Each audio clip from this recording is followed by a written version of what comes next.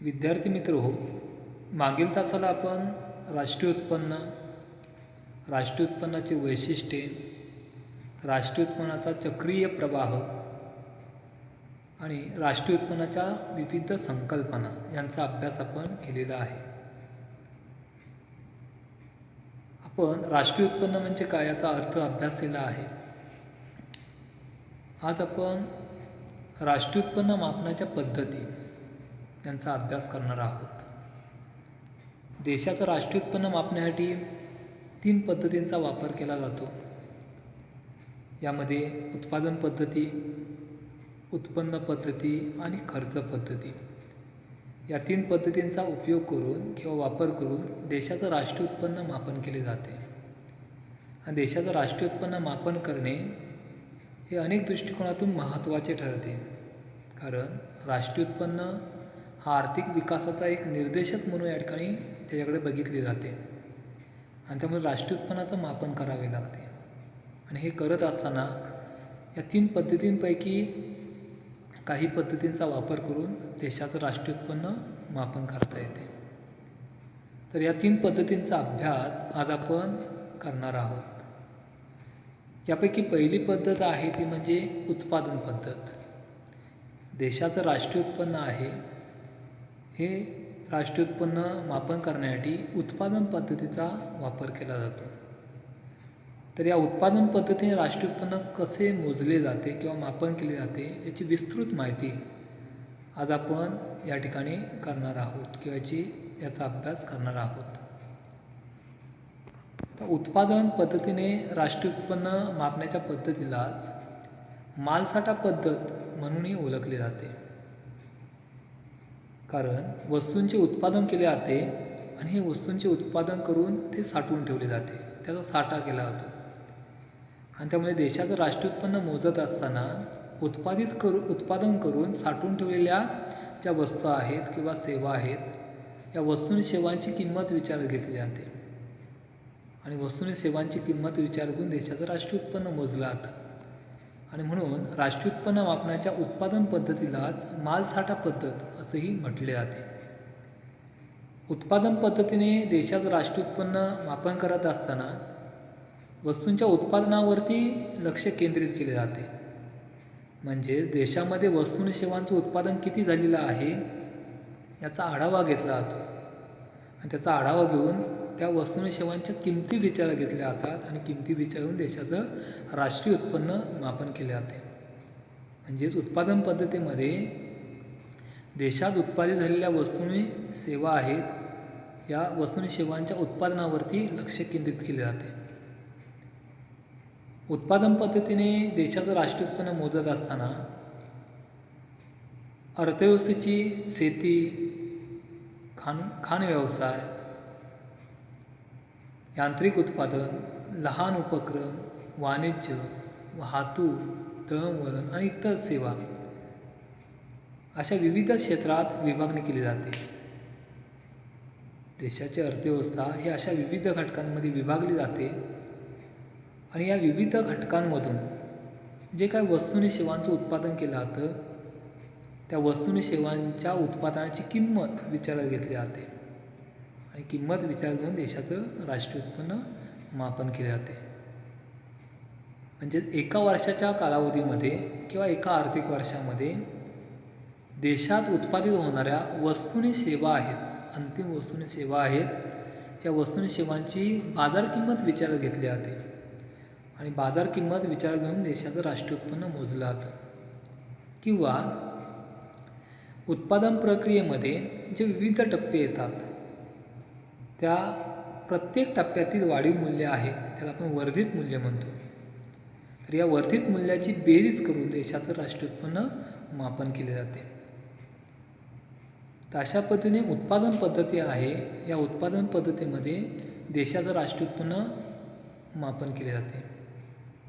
उत्पादन पद्धतीने देशाचं राष्ट्रीय उत्पन्न मापन करत असताना राष्ट्रीय उत्पन्नाची दुहेरी गणना होऊ नये त्यासाठी 2 उपपद्धतींचा वापर केला जातो.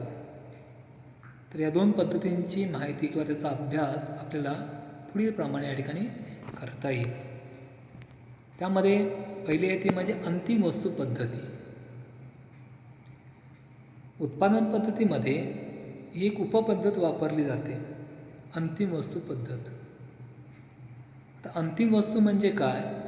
तर अंतिम वस्तू म्हणजे अशा वस्तू की ज्या उपभोगासाठी वापरल्या जातात.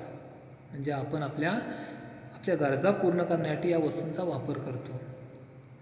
आणि ज्या ज्या वस्तूंचा आपल्या गरजा पूर्ण करण्यासाठी उपयोग केला जातो त्या वस्तूला अंतिम वस्तू असं या ठिकाणी म्हटले जाते.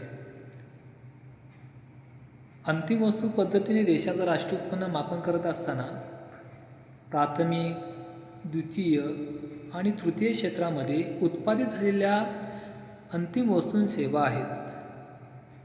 या अंतिम वस्तू सेवांचं बाजार मूल्य विचारात घेतलं जातं आणि देशाचं राष्ट्रीय उत्पन्न मापन केले जाते. अंतिम वस्तू पद्धतीमध्ये फक्त अंतिम वस्तूंच्याच मूल्याचा किंवा सेवांच्या मूल्याचा विचार केला जातो. यामध्ये मध्यम वस्तू किंवा अर्धसिद्ध वस्तू आहेत. या अर्धसिद्ध किंवा मध्यम वस्तूंच्या मूल्याचा विचार केला जात नाही. कारण या मध्यम किंवा अर्धसिद्ध वस्तू आहेत या वस्तूंचा उपयोग अंतिम वस्तूंचं उत्पादन करण्यासाठी केला जातो. थोडक्यात कच्चा माल म्हणून त्या वस्तूंचा उपयोग केला जातो. आणि त्यामुळे अशा अर्धसिद्ध किंवा मध्यम वस्तू आहेत. या मध्यम वस्तू किंवा अर्धसिद्ध वस्तूंची किंमत आहे किंवा मूल्य आहे हे राष्ट्रीय उत्पन्न मोजताना विचारात घेतले जात नाही. मध्यम किंवा अर्धसिद्ध वस्तू आहेत या वस्तू अंतिम वस्तूंच्या उत्पादनामध्ये वापरल्या जातात. म्हणजे या मध्यम आणि अर्धसिद्ध वस्तूंवरती प्रक्रिया करून अंतिम वस्तूची निर्मिती केली जाते. आणि म्हणून या वस्तूंच्या किमती म्हणजे मध्यम आणि अर्धसिद्ध वस्तू आहेत या वस्तूंच्या किमती अंतिम वस्तूंच्या किमतीमध्ये समाविष्ट केलेल्या असतात. आणि म्हणून अंतिम वस्तू पद्धतीने देशाचं राष्ट्रीय उत्पन्न मोजत असताना फक्त अंतिम वस्तूंचीच किंमत किंवा सेवांचीच किंमत विचार घेतली जाते. मध्यम आणि अर्धसिद्ध वस्तूंची किंमत त्यामध्ये विचार घेतली जात नाही. की असं केल्यामुळे देशाचं राष्ट्रीय उत्पन्नाची जी काय दुहेरी गणना होणार असते ती दुहेरी गणना आपल्याला टाळता येते. तर या संदर्भात अनेक उदाहरणं सांगता येतात. उदाहरणार्थ जर आपण विचार केला तर ब्रेड ही अंतिम वस्तू आहे आणि ब्रेड ही अंतिम वस्तू तयार करण्यासाठी गहू आणि गव्हाचं पीठ या दोन मध्यम वस्तूंचा वापर केला जातो. म्हणजे गहू आणि गव्हाचं पीठ ह्या मध्यम वस्तू आहेत. या मध्यम वस्तूंवरती प्रक्रिया करून अंतिम वस्तू म्हणजे ब्रेड ही वस्तू या ठिकाणी तयार केली जाते. आता यामध्ये गहू आणि गव्हाचे पीठ यांचा वापर उत्पादन प्रक्रियेमध्ये केला जातो आणि उत्पादन प्रक्रियेमध्ये यांचा उपयोग करत असताना त्यांची किंमत चुकती केलेली असते आणि त्यांची किंमत दिलेली असते. आणि त्यामुळे या किमतीचा समावेश अंतिम वस्तूमध्ये केलेला असतो. म्हणजे जेव्हा ब्रेड या वस्तूची निर्मिती केली जाते त्या ब्रेड या वस्तूच्या निर्मितीमध्ये आणि त्या वस्तूच्या किमतीमध्ये ब्रेड या वस्तूच्या किमतीमध्ये गहू आणि पीठ या दोघांच्या किमती समाविष्ट केलेल्या असतात आणि समाविष्ट करून ब्रेड या वस्तूची किंमत ठरवलेली असते.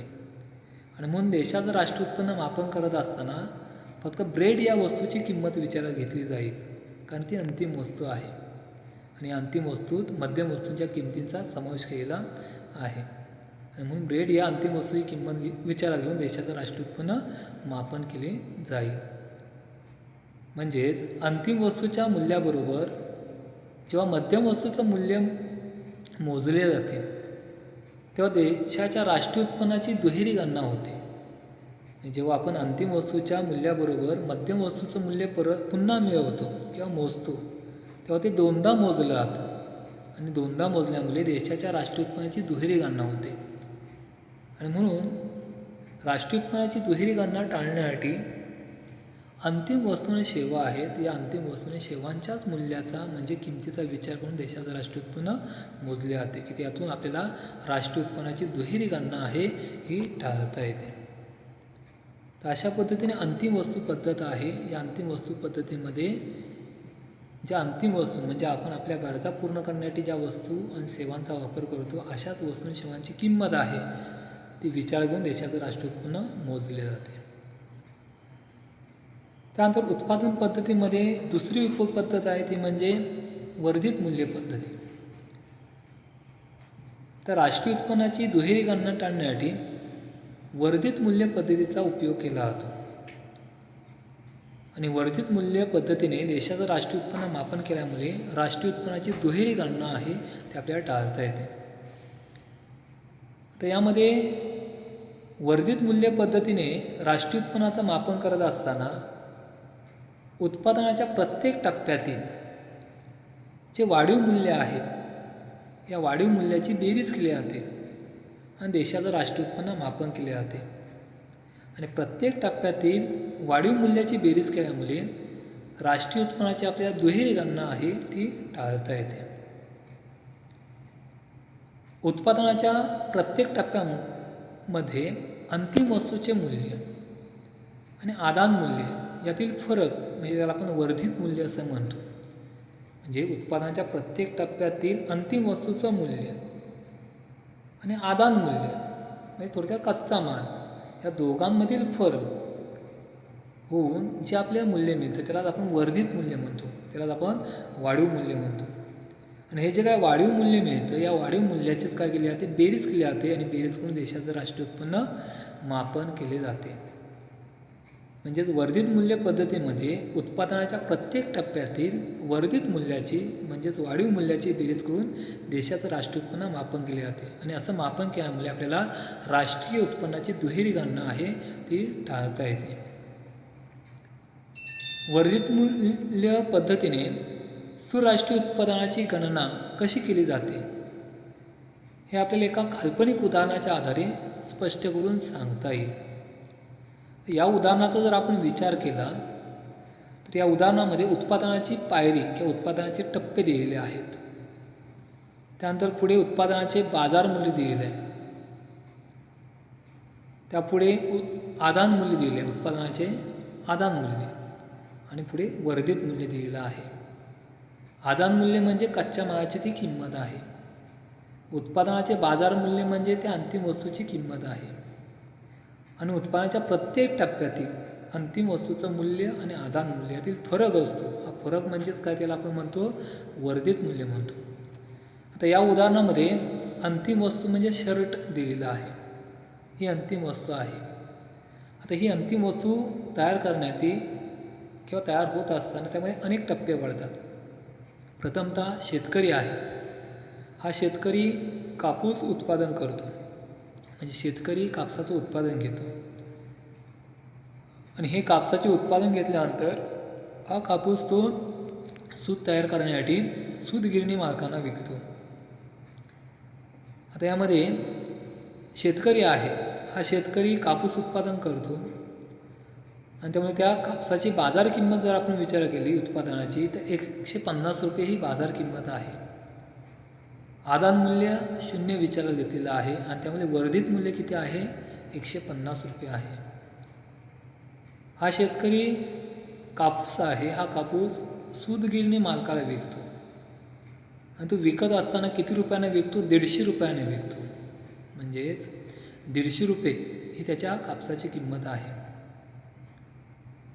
तर सूतगिरणी मालक आहे या कापसावरती प्रक्रिया करतो म्हणजे सूतगिरण मालक शेतकऱ्याकडून 150 रुपयाने हा कापूस खरेदी करतो. म्हणजे आदान मूल्य किती आहे कच्च्या मालाची किंमत किती आहे 150 रुपये. त्यानंतर हा सूतगिरण मालक आहे. हा मालक त्या कापसावरती प्रक्रिया करून सुताची निर्मिती करतो आणि सुताची निर्मिती केल्यानंतर त्याचं उत्पादन मूल्य आहे किंवा बाजार मूल्य आहे हे 250 रुपये होते. आता यामध्ये सूतगिरणी मालकाने कापूस 150 रुपयाला खरेदी केला आणि त्याच्यावरती प्रक्रिया करून 250 रुपये एवढी सुताची किंमत निर्मिती झाली किंवा सुताची किंमत निर्माण झाली. आता या दोघांमधला जर आपण फरक विचारात घेतला 250 आणि 150 यातला फरक जर आपण विचारात घेतला तर 100 रुपयाने ही किंमत वाढलेली आहे. म्हणजे वर्धित मूल्य वाढीव मूल्य किती आहे 100 रुपये. म्हणजे कापसाची किंमत 150 रुपये होती ती किती झाली 250 म्हणजे वाढली कितीने 100 रुपयाने वाढली. म्हणजे 250 वजा 150 जर आपण केले तर 100 रुपये वाढीव मूल्य मिळतं. हे वर्धित मूल्य. सुताची किंमत किती आहे 100 रुपये हे आपल्याला या ठिकाणी विचारात घेता येते. त्यानंतर सूतगिरण मालक आहे. हा सूतगिरण मालक त्याने तयार केलेलं सूत आहे, हे सूत तो कापड गिरण मालकाला विकतो. म्हणजेच कापड गिरण मालक आहे हा सूत गिरण मालकाकडून 250 रुपयाने सूत खरेदी करतो. म्हणजे सुताची किंमत किती आहे 250. म्हणजे थोडक्यात कापड गिरण मालकाचा तो कच्चा माल आहे. सूत म्हणजे काय आहे, तो त्याचा कच्चा माल आहे. तो कितीला खरेदी केला त्याने 250 रुपयाला. त्यानंतर कापड गिरण मालक आहे हा कापड गिरण मालक या सुतावरती प्रक्रिया करतो आणि सुतावरती प्रक्रिया करून तो कापड निर्माण करतो आणि या कापडाचं मूल्य किती आहे, बाजार मूल्य 400 रुपये आहे. म्हणजे ज्या ठिकाणी वर्धित मूल्य जर आपण विचारात घेतलं तर 400 वजा 250 केले तर 150 रुपयाने या ठिकाणी वर्धित मूल्य आपल्याला मिळतं. म्हणजे कापडाची किंमत किती आहे 150 रुपये. 150 रुपयानेच फक्त त्यामध्ये वाढ झालेली दिसते आणि मग कापडाची किंमत 150 रुपये आहे. त्यानंतर कापड गिरण मालक आहे हा कापड गिरण मालक कापड तयार करतो आणि कापड तयार करून झाल्यानंतर त्या कापडाचे कपडे तयार करण्यासाठी शर्ट, पॅन्ट किंवा इतर असे वेगवेगळ्या प्रकारचे कपडे तयार करण्यासाठी तो कपडे तयार करणाऱ्या मालकाला विकतो किंवा उद्योजकाला विकतो. थोडक्यात कपडे तयार करणारा जो उद्योजक आहे हा उद्योजक कापड गिरण मालकाकडून 400 रुपयाने तो कापड खरेदी करतो. म्हणजेच कपडे तयार करणाऱ्या उद्योजकाला कच्चा माल म्हणून किती रुपयाला मिळतो 400 रुपयाने. कापड किती रुपयाला मिळतं 400 रुपयाने ते कापड मिळतं. हा त्याचा कच्चा माल आहे. त्यानंतर कपडे तयार करणारा जो उद्योजक आहे हा उद्योजक या कापडावरती प्रक्रिया करतो. म्हणजेच काय, ते कापड कापून त्यापासून विविध प्रकारचे कपडे तयार करतो. मग त्यामध्ये शर्ट असतील, पॅन्ट असतील, अशा विविध प्रकारचे कपडे तो त्या कापडापासून तयार करतो आणि त्याची किंमत 500 रुपये होते. हे शर्टाची किंवा पॅन्टीची जर विचार आपण केला तर त्याची बाजार मूल्य किती आहे 500 रुपये. म्हणजे त्यांनी कच्चा माल खरेदी कितीला केला होता 400 रुपयाला आणि त्याच्यावर प्रक्रिया केल्यानंतर जे शर्ट तयार झालं त्याची किंमत किती आहे 500 रुपये. हे 500 वजा 400 जर आपण केले तर मूल्य कितीने वाढलं 100ने. म्हणजे वर्धित मूल्य किती आहे 100 रुपये. म्हणजे शर्टाची किंमत किती आहे 100 रुपये. तर अशा पद्धतीने या उदाहरणामध्ये अंतिम वस्तू शर्ट हे दिलेलं आहे आणि हे शर्ट तयार करण्यासाठी 4 टप्पे पडतात. एक म्हणजे पहिला टप्पा कापूस, दुसरा टप्पा सूत, तिसरा टप्पा कापड आणि चौथा टप्पा शर्ट म्हणजे तयार कपडे. आणि या प्रत्येक टप्प्यामधील आपण काय केलेलं आहे वाढीव मूल्य विचारात घेतलेलं आहे. म्हणजे बाजार मूल्य आणि आदान मूल्य यातील फरक आपण विचारात घेतलेला आहे. हाच फरक म्हणजे तो आपण वर्धित मूल्य त्याला म्हणतो तो पुढे दर्शवलेला आहे की तो 150 अधिक 100 अधिक 150 अधिक 100 आणि याची जर बेरीज केली तर किती येते ती 500 रुपये येते. म्हणजेच शर्टाची किंमत किती आहे 500 रुपये आणि वाढीव मूल्याचा जर आपण विचार करून त्या वाढीव मूल्याची जर आपण बेरीज केली तर ते किती येते 500 रुपये. या दोन्ही किमती किती आल्या समान झालेल्या आहेत. थोडक्यात देशाचं राष्ट्रीय उत्पन्न मोजत असताना आपल्याला वर्धित मूल्य 500 रुपये आहे. या 500 रुपयाचा विचार करून देशाचं राष्ट्रीय उत्पन्न मोजलं पाहिजे आणि असं जर केलं तर आपल्याला राष्ट्रीय उत्पन्नाची दुहेरी गणना आहे ती टाळता येते. परंतु या ठिकाणी जर आपण वर्धित मूल्याचा विचार न करता जर आपण उत्पादनाचे बाजार मूल्य आहे या बाजार मूल्याचाच फक्त जर आपण विचार केला तर राष्ट्रीय उत्पन्न कितीतरी पटीने वाढलेले दिसतं. प्रत्यक्षात राष्ट्रीय उत्पन्न कमी असतं आणि म्हणून उत्पादनाचे जे विविध टप्पे पडतात त्या प्रत्येक टप्प्यातील जे अंतिम वस्तूचं मूल्य आहे म्हणजे कापूस, सूत, कापड, शर्ट त्याचं आपण बाजार मूल्य विचारात घेतले. या बाजार मूल्याची बेरीज केली तर ते कितीतरी पटीने वाढते आणि त्या मूल्याचा विचार करून जर देशाचं राष्ट्रीय उत्पन्न मोजलं तर त्या राष्ट्रीय उत्पन्नाची दुहेरी तिहेरी अशी गणना झालेली आपल्याला पाहायला मिळते. किती चुकीचे ठरते आणि म्हणून राष्ट्रीय उत्पन्नाची दुहेरी गणना टाळण्यासाठी प्रत्येक टप्प्यातील जे वाढीव मूल्य आहे त्याला आपण वर्धित मूल्य म्हणतो. या वर्धित मूल्याची बेरीज केली जाते आणि देशाचं राष्ट्रीय उत्पन्न मोजले जाते. तर अशा पद्धतीने वर्धित मूल्य पद्धतीचा वापर करून देशाचं राष्ट्रीय उत्पन्न आपल्याला मापन करता येते. तर आता आपण उत्पादन पद्धतीने देशाचं राष्ट्रीय उत्पन्न कसे मोजले जाते याचा अभ्यास या दोन पद्धतीच्या माध्यमातून केला. अविकसित देशांमध्ये उत्पादन पद्धतीचा वापर मोठ्या प्रमाणात या ठिकाणी केला जातो. अविकसित देशांमध्ये उत्पादन पद्धतीने राष्ट्रीय उत्पन्न मापन करत असताना अनेक अडचणींना सामोरे जावे लागते आणि त्यामुळे या पद्धतीवरची जी विश्वासार्हता आहे ती कमी झालेली आपल्याला पाहायला मिळते. भारतामध्ये देखील या पद्धतीचा उपयोग खाण व्यवसाय, लहान उपक्रम, हस्तव्यवसाय यासारख्या यासारख्या क्षेत्रातील उत्पादन मोजण्यासाठी उत्पादन पद्धतीचा वापर केला जातो. मात्र वाहतूक, वाणिज्य, दळणवळण या क्षेत्रातील उत्पादन आहे हे उत्पादन पद्धतीने मोजले जात नाही. तर ते मोजण्यासाठी इतर पद्धती आहेत. उत्पन्न खर्च पद्धती आहे, या पद्धतींचा उपयोग करून हे राष्ट्रीय उत्पन्न मोजले जाते. तर उत्पादन पद्धतीने देशाचं राष्ट्रीय उत्पन्न मोजत असताना काही दक्षता घेणे आवश्यक असते आणि या दक्षता जर आपण घेतल्या नाही तर राष्ट्रीय उत्पन्नाची चुकीची गणना होऊ शकते. कदाचित राष्ट्रीय उत्पन्न कमी होऊ शकतं किंवा देशाचं राष्ट्रीय उत्पन्न वाढू शकतं आणि ते चुकीची गणना होऊ नये त्यासाठी काही दक्षता घेणे अपेक्षित आहे. तर उत्पादन पद्धतीने राष्ट्रीय उत्पन्न मोजताना कोणत्या दक्षता घेतल्या जाव्यात याचा अभ्यासही आपल्याला थोडक्यात या ठिकाणी करता येईल. तर त्याच्या दक्षता पुढील प्रमाणे आहे. त्यामध्ये पहिली दक्षता आपल्याला सांगता येईल ती म्हणजे दुहेरी गणना. उत्पादन पद्धतीने देशाचं राष्ट्रीय उत्पन्न मापन करत असताना राष्ट्रीय उत्पन्नाची दुहेरी गणना होणार नाही याची दक्षता घ्यावी लागते आणि यासाठीच उत्पादन पद्धतीमध्ये राष्ट्रीय उत्पन्नाची दुहेरी गणना टाळण्यासाठी अंतिम वस्तू आणि सेवांची किंमत विचारात घेतली जाते किंवा प्रत्येक टप्प्यातील वाढीव मूल्य आहे, उत्पादनाच्या प्रत्येक टप्प्यातील वाढीव मूल्य आहे, या वाढीव मूल्याचा बेरीज करून देशाचं राष्ट्रीय उत्पन्न मोजले जाते आणि असं केल्यामुळे राष्ट्रीय उत्पन्नाची दुहेरी गणना आपल्याला टाळता येते. त्यानंतर दुसरी दक्षता स्वउपभोगाच्या वस्तू.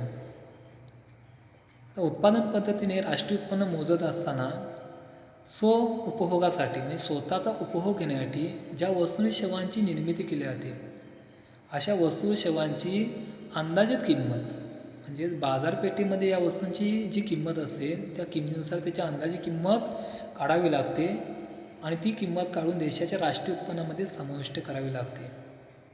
म्हणजे स्वउपभोगाच्या वस्तू आहेत म्हणजे स्वतःचा उपभोग घेण्यासाठी तयार केलेल्या वस्तू आहेत, या वस्तू आणि सेवांच्या किमतीचा समावेश राष्ट्रीय उत्पन्नामध्ये करणं आवश्यक असते.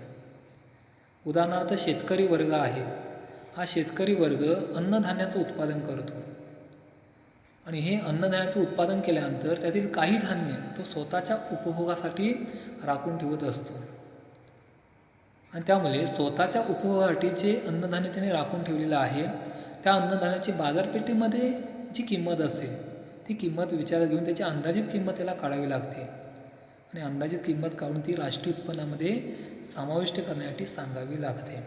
थोडक्यात स्वउपभोगाच्या वस्तू म्हणजे देशाचं उत्पादन पद्धतीने राष्ट्रीय उत्पन्न मोजत असताना स्वउपभोगासाठी राखून ठेवलेल्या वस्तू आहेत, या वस्तू व सेवांची अंदाजित किंमत काढून ती देशाच्या राष्ट्रीय उत्पन्नामध्ये मिळवणे आवश्यक असते. त्यानंतर पुढची दक्षता आहे अप्रत्यक्ष कर आणि अनुदान. राष्ट्रीय उत्पन्नाच्या अचूक अंदाजासाठी बाजार किमतीत समाविष्ट केलेली अप्रत्यक्ष कराची रक्कम आहे ती वगळावी लागते. तसेच काही वस्तूंसाठी शासनाने दिलेली अनुदानाची रक्कम मोजावी लागते. देशाच्या राष्ट्रीय उत्पन्नाचं अचूक मोजमाप करता यावं हे अचूक मोजमाप करण्यासाठी वस्तू आणि सेवांच्या किमतीमध्ये अप्रत्यक्ष कर समाविष्ट केलेला असतो. तर हा प्रत्यक्ष कर वगळावा लागतो म्हणजे तो त्यातून बाजूला करावा लागतो आणि फक्त वस्तू आणि सेवांची जी काही किंमत आहे, मूळ किंमत आहे, तीच किंमत विचारात घ्यावी लागते आणि देशाचं राष्ट्रीय उत्पन्न मोजावं लागतं. तसेच काही वेळेला देशातील सरकार आहे किंवा शासन आहे वस्तू आणि सेवांचं उत्पादन करण्यासाठी अनुदान देत असते आणि त्यामुळे या अनुदानाची रक्कम आहे ही उत्पादन पद्धतीने राष्ट्रीय उत्पन्न मोजत असताना राष्ट्रीय उत्पन्नामध्ये समाविष्ट करणं आवश्यक ठरते. ही एक दक्षता घ्यावी लागते की अप्रत्यक्ष कर व अनुदान. अप्रत्यक्ष कर राष्ट्रीय उत्पन्नातून वगळावे लागतात, तर अनुदानाची रक्कम समाविष्ट करावी लागते. त्यानंतर पुढची दक्षता आहे ते म्हणजे किमतीतील बदल. देशाचं राष्ट्रीय उत्पन्न मोजत असताना किमतीत होणारे बदल आहेत, किमतीत होणारे बदल विचारात घेणे आवश्यक ठरते. कारण वस्तूची किंमत आहे ही सतत बदलत असते. दरवर्षी वस्तूंच्या किमतीमध्ये बदल होत असतात आणि म्हणून त्या आर्थिक वर्षामध्ये वस्तू आणि सेवांच्या किमती कोणत्या आहेत त्या किमतींचा विचार करून देशाचं राष्ट्रीय उत्पन्न मोजणे आवश्यक आहे. जर किमतीतील बदलांचा विचार न करता देशाचं राष्ट्रीय उत्पन्न मोजण्यात आलं तर ते चुकीचं होऊ शकतं. म्हणजेच आपण गेल्या वर्षातीलच वस्तू आणि सेवांच्या किमती विचारात घेतल्या, हे किमतीतील बदल विचारात न घेता गेल्या वर्षातीलच वस्तू आणि सेवांच्या किमती विचारात घेऊन आपण देशाचं राष्ट्रीय उत्पन्न मोजले तर ती गणना चुकीची ठरते. कारण चालू आर्थिक वर्षामध्ये त्या वस्तू आणि सेवांच्या किमती बदललेल्या असतात, कदाचित त्या वाढलेल्या असतात आणि त्यामुळे बदललेल्या ज्या किमती असतील त्याच किमती विचार घेऊन देशाचं राष्ट्रीय उत्पन्न मोजावे लागते. म्हणून किमतीतील बदल म्हणजे थोडक्यात राष्ट्रीय उत्पन्न मोजत असताना किमतीतील बदलांचा विचार करणं आवश्यक आहे. त्यानंतर पुढची दक्षता आहे निर्यात व आयात मूल्य. उत्पादन पद्धतीने देशाचं राष्ट्रीय उत्पन्न मोजत असताना निर्यात व्यापारापासून मिळणारे जे मूल्य आहे ते राष्ट्रीय उत्पन्नामध्ये समाविष्ट करावे लागते. आणि वस्तूची जेव्हा आयात केली जाते तेव्हा या आयातीचं आपल्याला देणं लागतं, म्हणजे आपल्याला खर्च करावा लागतो आणि म्हणून आयातीचं देणं लागत असल्यामुळे आयात मूल्य आहे ते राष्ट्रीय उत्पन्नातून वजा करावे लागते. तर ही देखील एक दक्षता उत्पादन पद्धतीने राष्ट्रीय उत्पन्न मोजत असताना घेणं आवश्यक ठरते. त्यानंतर पुढची दक्षता आहे ती म्हणजे घसारा मूल्य. उत्पादन पद्धतीने राष्ट्रीय उत्पन्न मोजत असताना भांडवली वस्तूंची होणारी झीज किंवा घसारा मूल्य आहे, या घसारा मूल्याचा राष्ट्रीय उत्पन्नामध्ये समाविष्ट केला जात नाही किंवा ते राष्ट्रीय उत्पन्नामध्ये मोजले जात नाही.